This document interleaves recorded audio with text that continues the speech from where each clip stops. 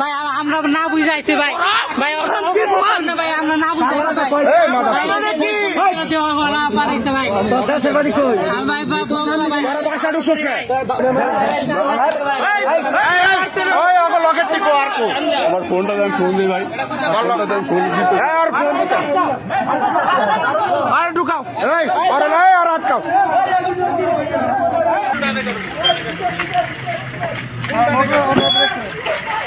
যাও না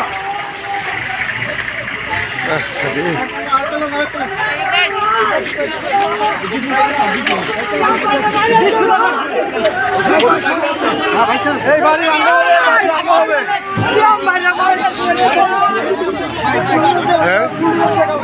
বাচ্চারা করছে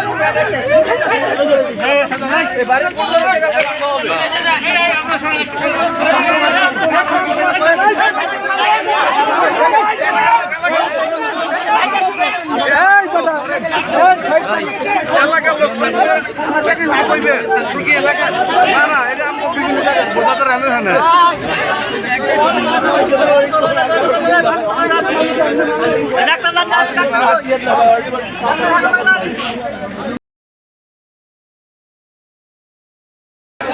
আর কি আছে আর কি আছে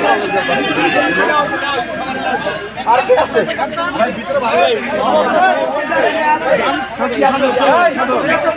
এক ঘন্টা পরে লোকদের ভালো করে আরো খাইতে পারে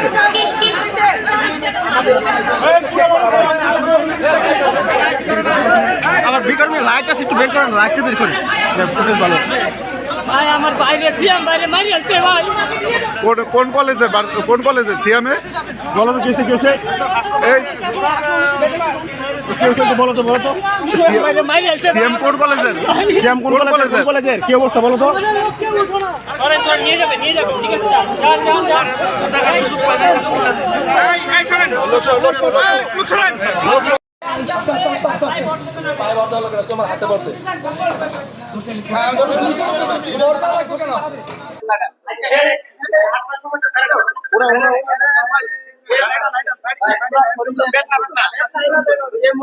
আমাদেরকে কল দিছে একটা আননোন নাম্বার থেকে যে এখানে নাকি হামলা ছাত্র প্রতিনিধিদের উপর হামলা হয়েছে, তো আমরা যাইতে তখন হচ্ছে আমরা ওই ঘটনাস্থলে যাই।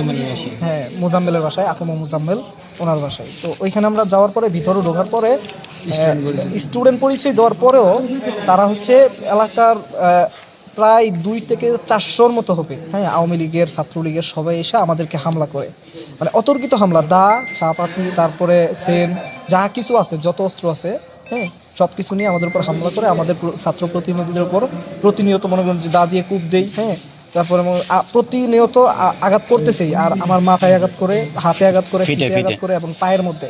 আর আমাদের অনেক ছাত্র প্রতিনিধি এখনো গুরুতর অবস্থা, যারা এখন নিঃশ্বাস নিতেই কষ্ট পাচ্ছে, এই অবস্থা খুবই বাজে অবস্থা আমাদের এখানে। আমাদেরকে হচ্ছে মসজিদে নিয়ে, আমাদের কয়েকজন ছাত্র প্রতিনিধিকে মসজিদে নিয়ে যায়, মসজিদে নিয়ে বাইন্দা পিটায় ওদেরকে, রশি দিয়ে বাঁধে। আর আমরা যারা উপরে ছিলাম কয়েকজন, হ্যাঁ, ছাদের উপরে, একদম ছাদের উপরে নিয়ে যায় আমাদেরকে, নিয়ে গিয়ে ওইখানে হচ্ছে প্রতিনিয়ত আমাদেরকে বাঁধে, রশি দিয়ে বাঁধে রাখে, বাইন্দা আমাদেরকে পিটায়। আমার কথা হচ্ছে যে এখনো কিভাবে ছাত্রলীগের, আওয়ামী লীগের দোসররা, ফ্যাসিস্টরা এই সাহস কিভাবে পায়?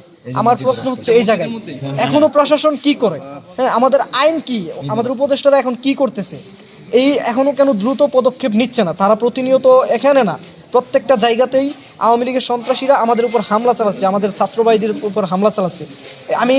আমি এর দ্রুত এর বিচার চাই।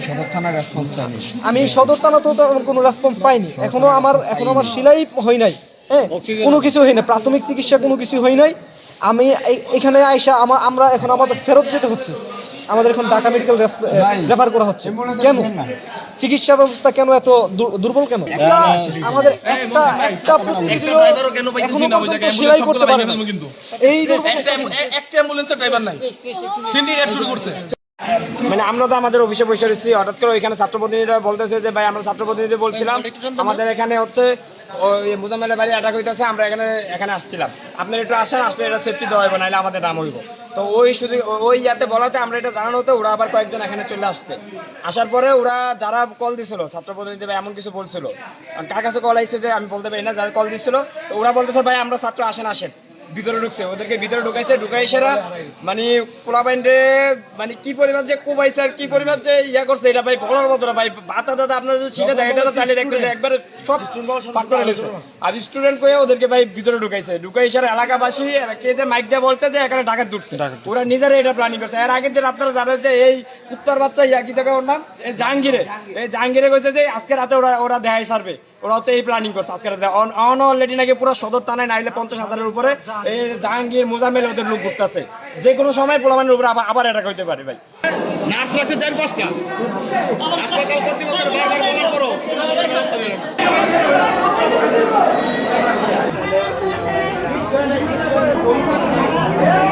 ওরা বলে আওয়ামী লীগ ফিরে আসবে, কিভাবে বলে এই কথা? এখন আমাদের উপর জয় বাংলা স্লোগান দিয়ে হামলা করে, প্রশাসন নীরব কেন? আমাদের উপর কিভাবে হামলা করে? আমাদের ভাই কত রক্ত দিবে, অ্যাটাক করে কিভাবে ওরা জয় বাংলা স্লোগান দিয়ে আমাদের অ্যাটাক করে?